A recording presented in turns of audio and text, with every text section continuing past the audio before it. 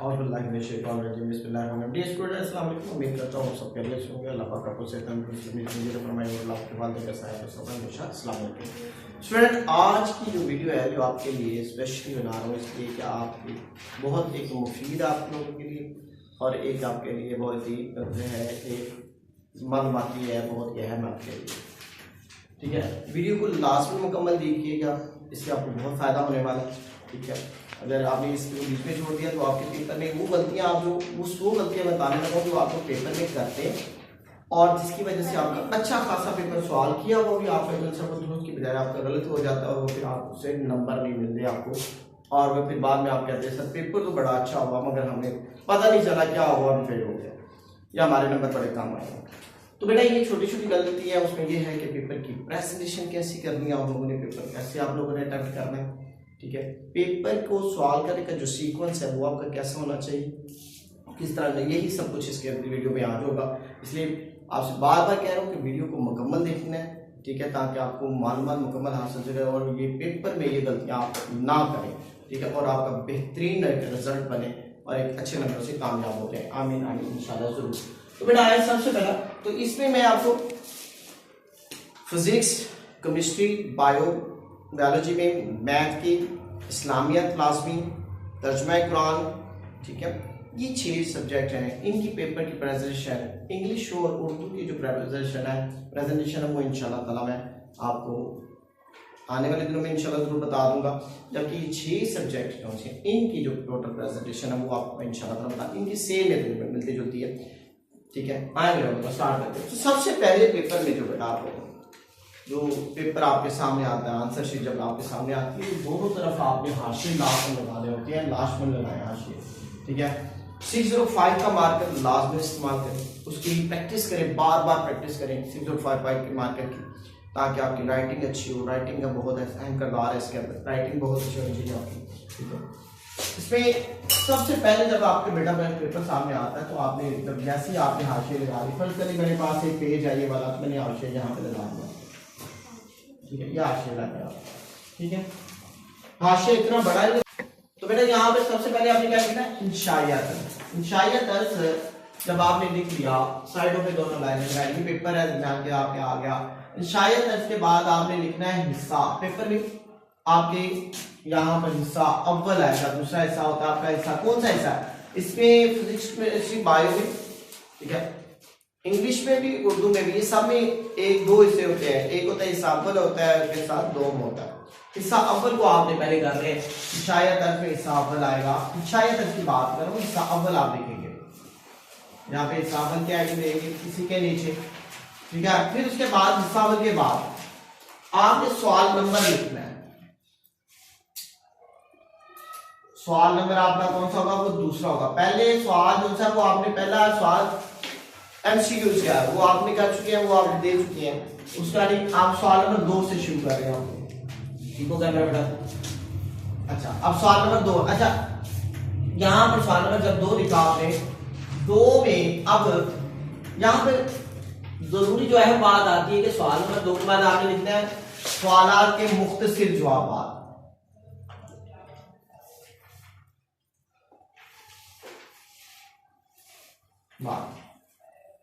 ठीक है, ये देखिए सवाल के मुख्तसर जवाब। फिर उसके बाद असल यहां से काम शुरू होता है कि अब आपने सवाल का नंबर क्या देना है। ठीक है, क्या सवाल का जुज लिखना है या नहीं लिखना है, जुज नंबर लिखना है, क्या करना है आपने। तो वहां पे बेटा फर्ज करें, वहां पे 9 क्वेश्चन आपके पास है। क्वेश्चन नंबर 2 में 9 जुज होते हैं, जिसमें आपने 6 करने। ठीक है, अब उनमें से आपने क्या करना है जी, जैसे मैथ के पेपर में 6 करने होते हैं, बाकी में आपने 5-5 करने होते हैं। ठीक है, तो वो आपने 6, फिजिक्स में पेपर में आपके पास 8 जुज है, उसमें से आपने 5 जुज करने। तो आपको जो जुज है फर्स्ट पहला आता है या दूसरा, वहां पे आपने अपनी मार्किंग नहीं करनी। बच्चे क्या करते हैं, गलती क्या करते हैं जी, यहाँ पे जुज नंबर 1 दे दिया, पहली बात सवाल नंबर 2 नहीं देते, वो कहते हैं जी सवाल के जवाब बस। फिर सवाल नंबर 1 देते हैं अपने नंबर से, और नंबरिंग कौन से कार्य होते हैं, 1 2 3 इस तरह अंदाज से मेरा बेटा कर रहे होते हैं, और सवाल भी नहीं लिख रहे होते और वो जवाब की दे रहे होते हैं, और उसमें भी आपकी गलती आ सकती है और वो क्रॉस कर सकते हैं जो सवाल नंबर आप नहीं देते। जी आपने करना है क्या है, सबसे पहले कि आपने सबसे पहले देखना है कि आपको बेहतरीन सवाल कौन सा आता है, क्वेश्चन आता है कौन सा, और एक सीक्वेंस के साथ उसको लेके चलना है। फर्स्ट करें आपको क्वेश्चन नंबर 1 नहीं आता, जुज नंबर उसका 1 नहीं आता, तो फिर आपने जुज नंबर 2 आता आपको बेहतरीन, ठीक है, आपने जुज नंबर 2 की हेडिंग देनी है, ठीक है, जुज नंबर 2 की हेडिंग दी। जुज नंबर 2 की हेडिंग देने के बाद आपने वहां पे जुज number according to the question paper देना है, आपने अपना जुज नहीं देना, यानी कि आपको आता है जुज नंबर 2 है और आप यहां पे लिख दें जी जुज नंबर 1, ठीक है, और फिर उसके बाद आप क्वेश्चन भी रेज ना करें, यहां पे आप लिख दें, अगर फर्ज करें अपने तौर पर जुज नंबर 1 देखिए मेरा पहला क्वेश्चन है, पहली बात आपको क्वेश्चन नंबर 1 है, मगर अकॉर्डिंग टू द क्वेश्चन जो सा है पेपर वो आपका दूसरा जुज है। तो जब आपने उसको दूसरे जुज को आपने करना शुरू कर दिया, क्वेश्चन भी रेज नहीं किया, यानी कि वहां पे क्वेश्चन की स्टेटमेंट भी आप नहीं देते और आप जस्ट जवाब लिखना शुरू कर देते हैं, तो बेटा आपने ऊपर लिखा है जुज नंबर 1, जवाब आप दे रही है जुज नंबर 2 का, आंसर आपके पास जुज नंबर 2 क्या दे दिया आपने, तो बेटा वो क्या करेगा, आपका मतलब है कि आपको पास कर देगा नहीं, वो आपको क्रॉस लगा देगा, ठीक है, जो एग्जामिनर पेपर चेक करने वाले हैं वो बेटा आपको उस क्रॉस लगा देंगे क्योंकि इसने जुज नंबर 1 दिया है, जवाब जुज नंबर 2 का देंगे, तो बेटा इसलिए इन चीजों से बचने के लिए आपने ये गलती से बचने के लिए क्या करना है कि मेरा बेटा आपने जुज नंबर जो सा आपने आपको जुज नंबर 2 आता है 2 आता है, तो आपने जुज नंबर 2 का ही according to the question paper उसको लिखना है और फिर उसकी स्टेटमेंट भी दें। यहां पे जैसे फर्ज करें जुज नंबर 2 पे है मकदारी बुनियादी मकदारों की तारीफ, तो आप यहां पर सवाल का वर्ड नहीं यूज करना, ठीक है, अक्सर बच्चे लिखते हैं सवाल, नथिंग, ऐसा कुछ नहीं करना आपने क्या करना है, जुज नंबर 2 दे दिया और देना है कि बुनियादी मकदारों की तारीफ करें,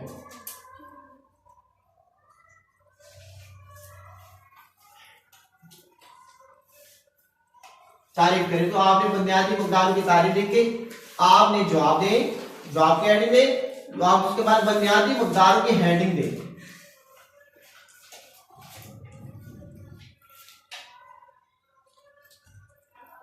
बुनियादी मकदारों की हेडिंग दे और बुनियादी मकदारों की हेडिंग दे के मेरा बेटा उसकी फिर तारीफ, यहां पे सारी डेफिनेशन जो बनती है वो आप दे दें, फिर उसके बाद एग्जांपल मिसालें सवाल वो करनी है, चाहे वो आपको एग्जाम्पल देते हैं लिखने के लिए कहते हैं या अगर नहीं कहते तो तब भी आपने एग्जाम्पल्स देनी है, अगर आपको आती है बेहतरीन एग्जाम्पल आती है तो मेरा बेटा उनकी एग्जाम्पल लास्ट में देनी है आपने, ठीक है, एग्जाम्पल से बड़ा अच्छा आपको इम्पैक्ट पड़ेगा आपका, और फिर एग्जाम्पल जब आप देते हैं तो आपको नंबर 2 के 2 पूरे मिल जाते हैं, डेफिनेशन भी अच्छी है, एग्जाम्पल भी अकॉर्डिंग टू द डेफिनेशन है, तो मेरा बेटा आपको जो है आपको 2 के 2 जुज नंबर जो है वो मिल जाते हैं, ठीक है, 2 नंबर आपको पूरे मिलेंगे उसके। अच्छा इसी तरह आपने जुज नंबर 2 दे दिया, अब क्या मिसाल क्वेश्चन आपका पूरा हो गया, आगे कैसे चले, तो मेरा बेटा जुज नंबर 2 के बाद आपने छोटी सी लाइन दरमियान में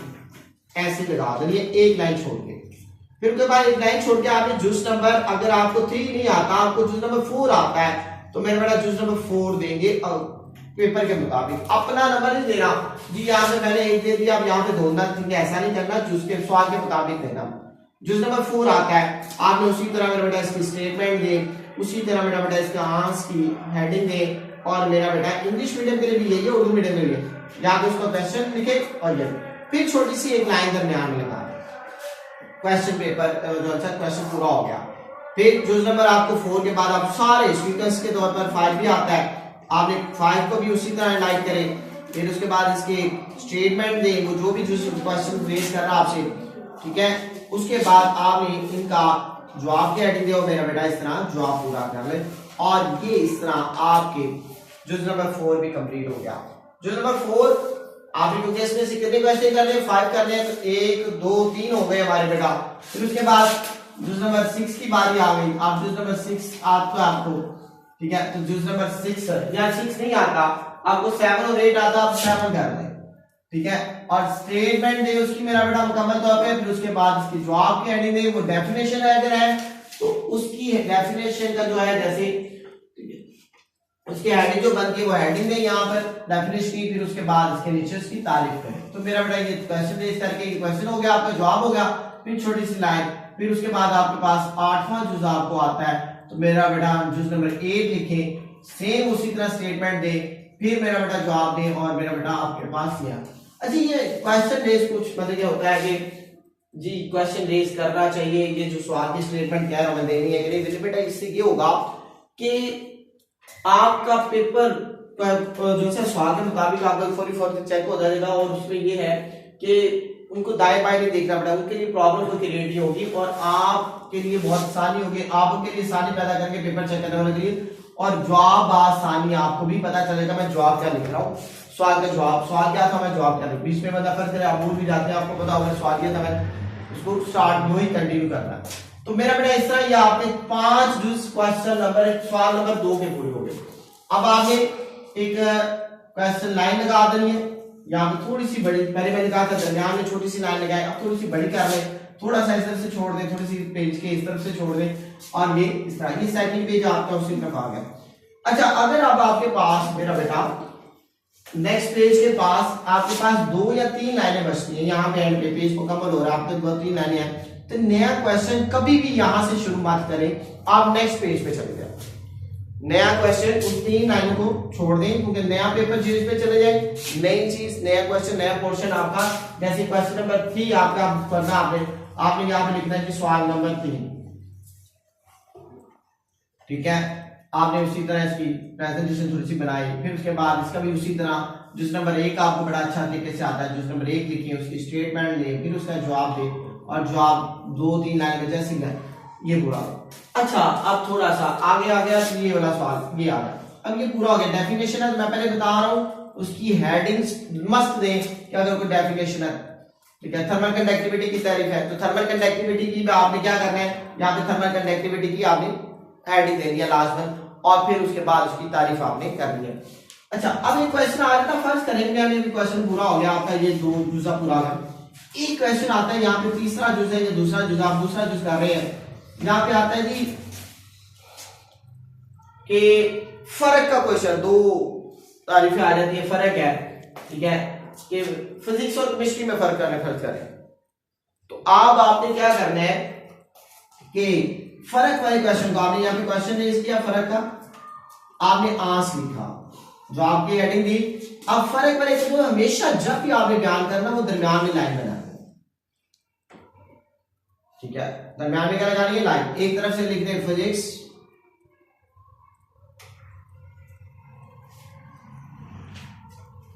और एक बेटा लिख दें केमिस्ट्री, मैं एक वैसे एग्जांपल दे रहा हूं, तो इस तरीके से आपने फर्क है, फिजिक्स और केमिस्ट्री में फर्क बयान करें, जब फर्क की बात आती है तो हर वो क्वेश्चन चाहे वो लॉन्ग में है चाहे वो शॉर्ट में है, ठीक है, तो उसमें आपने फर्क वाले क्वेश्चन को जितने भी है वो आपने दरमियान में लाइन लगा के फिर मेरे बेटा उनके दरमियान फर्क करना है, ठीक है, जैसे एम्पिरिकल फार्मूला और आपका उसमें आ जाता है केमिकल फार्मूला, ठीक है, तो उसमें आपसे पूछ लेते हैं, तो आपने मेरा बेटा इन दोनों में इसी तरह फर्क बयान लाइन करें, फर्क बयान करें, आपने दरमियान में लाइन लगा देनी है, टेम्परेचर और हरारत में वो आपसे कहता फर्क है, तो मेरा बेटा उसको भी आपने एक तरफ टेम्परेचर दें एक तरफ हरारत दें, इस तरह फर्क को हमेशा जब भी कहना है मेरा बेटा 2 दरमियान में एक लाइन लगा के फिर मेरा बेटा फर्क को बयान करें, बहुत इंपॉर्टेंट क्वेश्चन है, इस तरह आपकी कोई मिस्टेक कोई गलती नहीं होगी आपकी, और इसके परफेक्ट फर्क होता है ये है मुआवजा करना, तो आपको ये अच्छे नंबर मिलेंगे इसके, चाहे वो लॉन्ग में भी आए, चाहे वो जैसे बायो में एक लॉन्ग क्वेश्चन है यूकैरियोटिक प्रोकैरियोटिक, बहुत इंपॉर्टेंट क्वेश्चन है नंबर 4 का, ठीक है, वो फर्क के तौर पर आता है, तो वो मेरा बेटा आपने उसी तरह यूकैरियोटिक प्रोकैरियोटिक सेल्स के बारे में आपने बताना होता है जी। आगे है इसी तरह आपका क्वेश्चन नंबर 3 आ गया, क्वेश्चन नंबर 1 आ गया, क्वेश्चन नंबर 2 आ गया, मेरा बेटा इसके 2 जुज हो गए, इसी तरह बारी बारी आपने, अब जुज नंबर 4 आता है, आपको 3 नहीं आता, आप 4 की हेडिंग दे, क्वेश्चन रेज करें मेरा बेटा और जवाब दे, अगर उसकी हेडिंग है हेडिंग दे, अगर उसके बाद हेडिंग के बाद एग्जांपल बनती है, मिसाल बनती है, तो मिसाल की हेडिंग लाजमन दे, और के बाद मिसाल लिखे, और फिर क्वेश्चन खत्म होने पर एक छोटी सी लाइन लगा, ठीक है, दरमियान में छोटी सी लाइन, बहुत बड़ी नहीं लगानी, मैंने बताया कि कुछ फर्क महसूस हो जाएगा, हाँ ये कुछ वही क्वेश्चन। अगर क्वेश्चन नंबर उसके बाद आ गया आपके पास, क्वेश्चन नंबर 4 के बाद आपको 5 भी आता है, तो 5 की हेडिंग दे मेरा बेटा, ठीक है, उसके बाद उसी तरह स्टेटमेंट है, फिर जवाब मेरा बेटा, और फिर ये आप उसको सॉल्व करते हैं। तो ये कितने क्वेश्चन हो गए जी? 1 2 3 और 4, और एक लास्ट क्वेश्चन बेटा आपको 6 पे या 7 आता है, 6 पे आता है, 7 आता है या 8 आता है, तो आए 8 को आप हेडिंग बनाएंगे, नंबर देंगे और क्वेश्चन रेज करेंगे, मेरा बेटा उसका जवाब दे देंगे। ठीक है, हेडिंग है तो उसकी हेडिंग दे पहले यहाँ पर, फिर उसके बाद अगर एग्जाम्पल है तो मेरा बेटा वहां पे एग्जाम्पल देख के आपने पूछी गई है तो साथ वो भी लास्ट में दे। तो मेरा बेटा ये आपकी क्वेश्चन जब पूरे हो गए तो ये आप एक छोटी सी लाइन बड़ी सी थोड़ी सी करके ऊपर वाले से थोड़ी सी बड़ी लाइन करके क्वेश्चन, फिर वही बात करूंगा, अगर आपके पास 4 से 5 लाइनें बच गई तो उस पर आप क्वेश्चन नया नहीं शुरू करें, नेक्स्ट पेज पे चले जाए मेरा बेटा, वहां से क्वेश्चन शुरू करें। इसके बाद आती है क्वेश्चन नंबर 4 की बारी। इसी तरह सेम जो है क्वेश्चन नंबर यहाँ पे आपने 3 की जगह मैं यहाँ पे थोड़ा सा टाइम बचाते हुए मैं लिख देता हूँ, क्वेश्चन नंबर 4 आ गया। तो क्वेश्चन नंबर 4 को भी आपने इसी तरह अटेम्प्ट करके अपने 5 जुज़ मुकम्मल करने आप लोगों ने। तो मेरा बेटा इस तरीके से आप चलेंगे तो आपको कभी भी आपकी कोई मिस्टेक नहीं। बच्चे अक्सर क्या करते हैं, जिन बच्चों को नहीं पता वो क्या करते हैं कि सवाल नंबर यहाँ पे 2 भी दे दिया, नहीं दिया, ठीक है, यहाँ देखो देखिए उसने सवाल नंबर 2 लिया, सवाल नंबर ऐड कर लिया, तो वो सारे जुज अपनी मर्जी के दे रहे होते हैं, अपने नाम जो से हैं सवालों के अपने जुज नंबर दे रहे होते हैं, 1 2 3 4 5 6 7 8 9 10 और ये। और फिर दूसरी क्या करें, अगर फर्ज करें क्वेश्चन नंबर 4 का उसके सवाल पूरे नहीं हो रहे, क्वेश्चन नंबर 4 का दूसरा या तीसरा जुज ऐसा है वो उसको आता है बच्चे को, वो क्या करता है सवाल नंबर उठा के सवाल नंबर 2 के पोर्शन में लिख देता है, सवाल नंबर 2 के पोर्शन में, यानी कि जुज का सवाल नंबर चल रहा है 4 का सवाल जुज वो है, और उठा के उसने क्या किया जुज क्वेश्चन नंबर 2 के जो पोर्शन है उसमें उसने लिख दिया कि मैंने अपने सवाल पूरे करने हैं, मुझे वहां से नहीं आता, मैं वहां पे लिख दूंगा, तो वो मैं तो बेटा उसके नंबर नहीं मिलेंगे, वो क्रॉस हो जाएगा। ठीक है, जिस पोर्शन का जोन सा हिस्सा है क्वेश्चन नंबर 4 का हिस्सा है तो वो क्वेश्चन नंबर 4 में ही चेक किया जाएगा,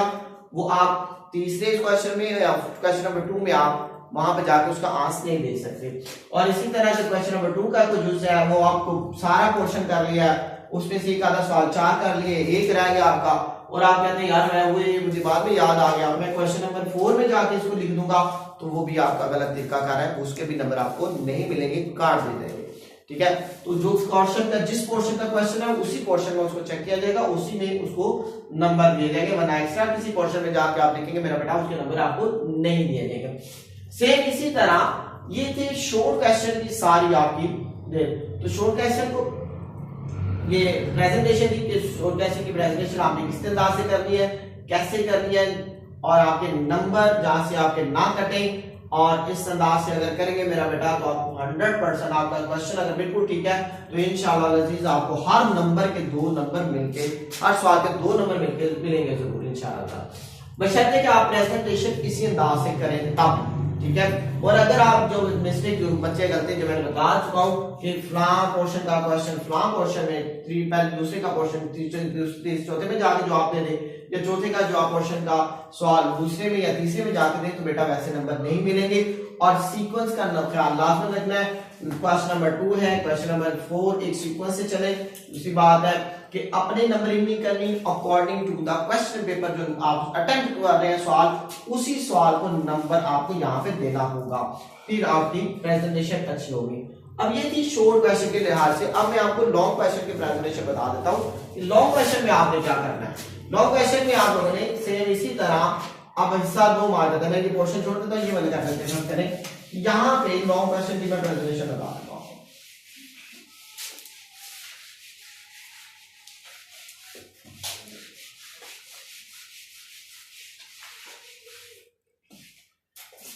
जी बेटा, अब आपका ये था सिला हिस्सा, अब आपका आ गया हिस्सा 2। आपने इसी तरह हिस्सा 2 में आपने इसी तरह लिखना है बेटा, हिस्सा 2।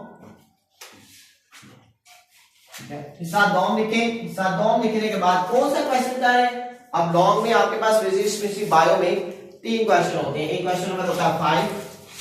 एक क्वेश्चन नंबर होता है 6, एक क्वेश्चन नंबर होता है 7। ठीक है, अब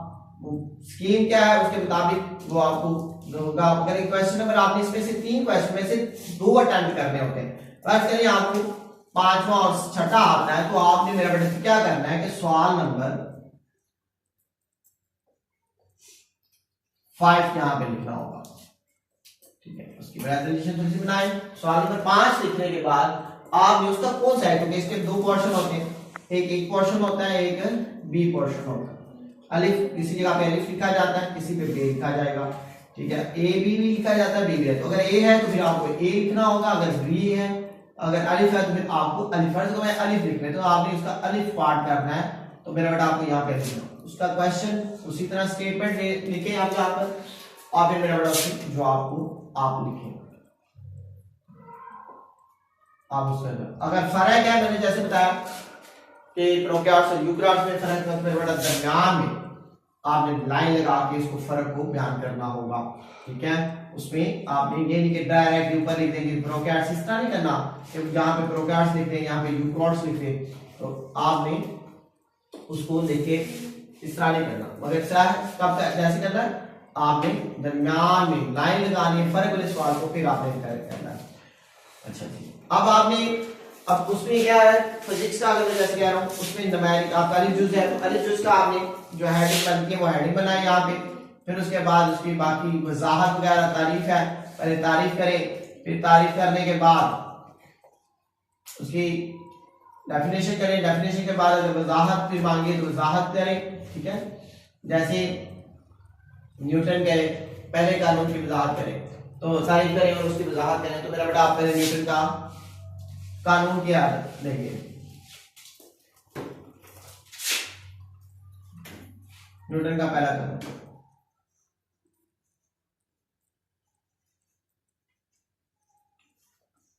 हेडिंग दें आप, ठीक है। हेडिंग देने के बाद उसकी प्रेजेंटेशन बनाए, दरमियान में थोड़ा सा लिख दें इस तरह, ठीक है। फिर उसके बाद मेरा बेटा आप उसकी है अगर लिख दिया तो यहाँ पे तारीफ कानून हेडिंग दे दें, आपने यहाँ पे कानून लिख दिया सारा, ये कानून लिख दिया। फिर उसके बाद उसकी वजाहत आ गई, आपने वजाहत दी, वजाहत की हेडिंग दें, ठीक है, वजाहत दे दी आपने। वजाहत की हेडिंग के बाद उसकी एग्जाम्पल जो मिसालें हैं वो यहाँ पे देंगी, ठीक है। मिसाल एक भी यहाँ पे मिसाल एग्जाम्पल, मिसाल एक है, दो है देनी है, तो आपने मिसाल नंबर 1 या फिर दूसरी बार एग्जाम्पल यहाँ पे दे। तो बेटा इस तरह आपकी ये वजाहत के साथ अगर कोई दरमियान में फार्मूला कोई आ जाता है किसी का, तो वो वहां पे फार्मूला भी आपने देना होगा। तो फर्स्ट तरह ये एग्जांपल देखिए आपकी ये पूरा हो गया, ये पोर्शन आपने ये लाइन लगा दी यहाँ पे, ठीक है। और आपने इसका आप बेस यूज करना है, तो मेरा बेटा बेस यूज के लिए अगर आपके पास 2 लाइनें बची हैं तो फिर यहाँ नहीं लिखेंगे, फिर नेक्स्ट पेज पे चले। अगर मोर देन हाफ पेपर आपके पास पेज बच गया है, तो अगर 7 से 8 लाइनें तो फिर यहीं से शुरू करें आप, कितनी है तो आप लिखेंगे जिस पे, अब ये दोबारा नहीं लिखेंगे, सवाल नंबर 5 में आपने इसका उसी तरह आपने लिखना है कि जी आपने अभी आगे पास लिखना है और सवाल की स्टेटमेंट दे और मेरा बेटा उसी तरह जवाब किया जाए। क्वेश्चन मुकम्मल करने के बाद नेक्स्ट पेज पे अगर आता है, नेक्स्ट पेज पे ही उसको लिखकर इसको यहाँ पर लाइन लगा दो। सेकंड बेटा आपका क्वेश्चन नंबर अगर 7 आता है या 8 आता है आपको, फिर क्वेश्चन नंबर 8 अगर फर्ज करें आता है, तो क्वेश्चन नंबर 8 को आपने लिखना है सवाल नंबर 8,